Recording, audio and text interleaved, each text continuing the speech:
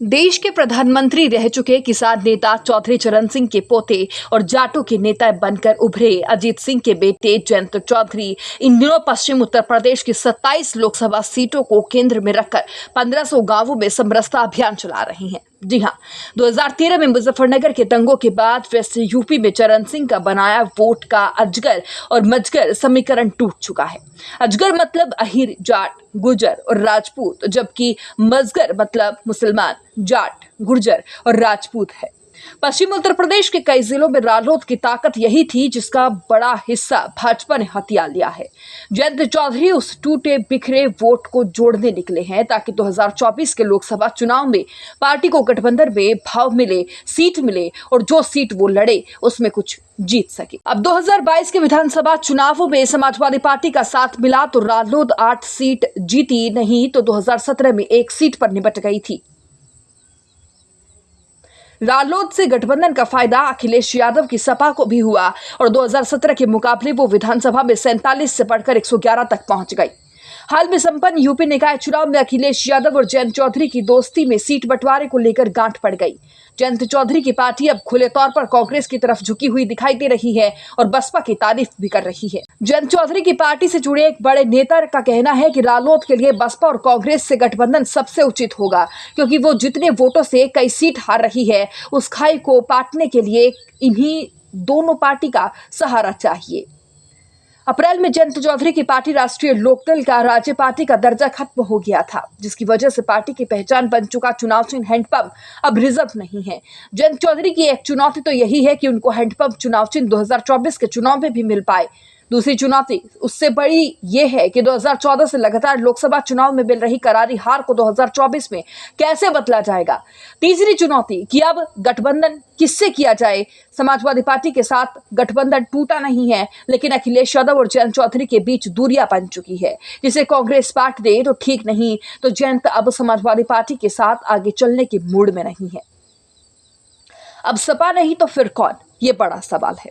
जयंत चौधरी की पार्टी ने नेताओं से जब भाजपा के साथ गठबंधन की संभावना पर सवाल पूछा तो उन्होंने कहा कि बीजेपी को लेकर जयंत चौधरी का सॉफ्ट कॉर्नर नहीं है, लेकिन राजनीतिक गलियारों में रह रहकर बात उठती रही कि बीजेपी जयंत चौधरी को गठबंधन में आने का ऑफर दे रही है।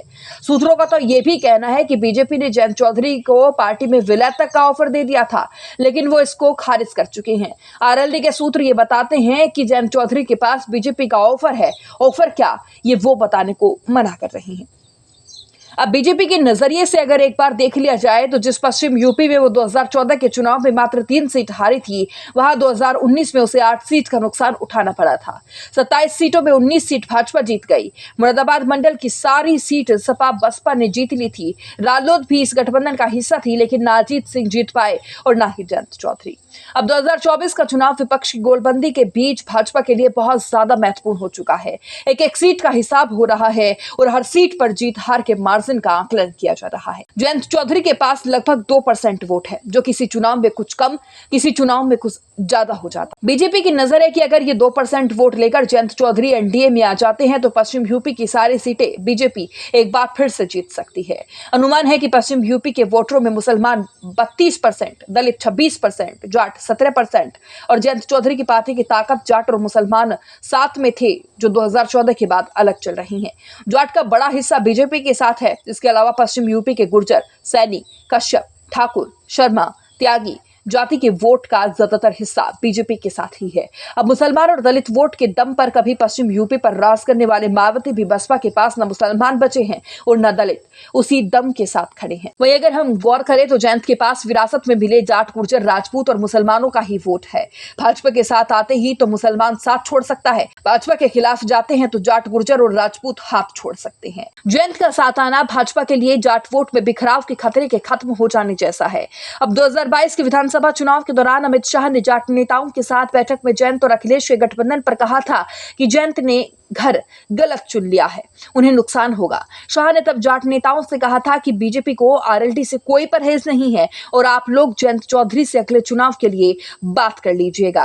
वहीं विपक्षी खेमेमंदी पर नजर डाले तो रालोद अब समाजवादी पार्टी को अपने रडार पर नहीं रख रही है, लेकिन विपक्षी एकता में अखिलेश की सपा के साथ कांग्रेस दिख रही है। बसपा सुप्रीमो मायावती को तो बुलावा तक नहीं मिला। अब मायावती भी कांग्रेस को लेकर थोड़ी नरम पड़ती हुई दिखाई दे रही है और उनकी पार्टी के अंदर भी कांग्रेस से हाथ मिलाने के सुर उठ रही हैं। अखिलेश यादव विपक्षी बैठक में पटना जाने से बसपा की तरफ एक बार फिर गठबंधन का ऑफर बढ़ाते हुए कह गए कि सब बड़ा दिल दिखाए। मसला सीधा नहीं है कि जयंत चौधरी चाहते हैं, मायावती के नेता भी चाहते हैं। अब अखिलेश का ऑफर भी है तो कांग्रेस का साथ सपा बसपा रालोद तीनों का गठबंधन हो ही जाएगा।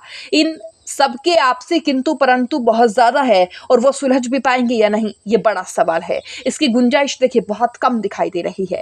वैसे राजनीति को ऐसी गुंजाइश बनाने का ही खेल कहा जाता है। जयंत चौधरी के आरएलडी की गुंजाइश कहाँ बनती है, ये तो देखना दिलचस्प होगा।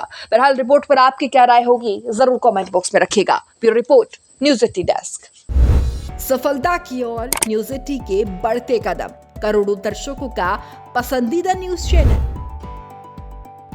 न्यूज 80 अब जियो टीवी पर भी।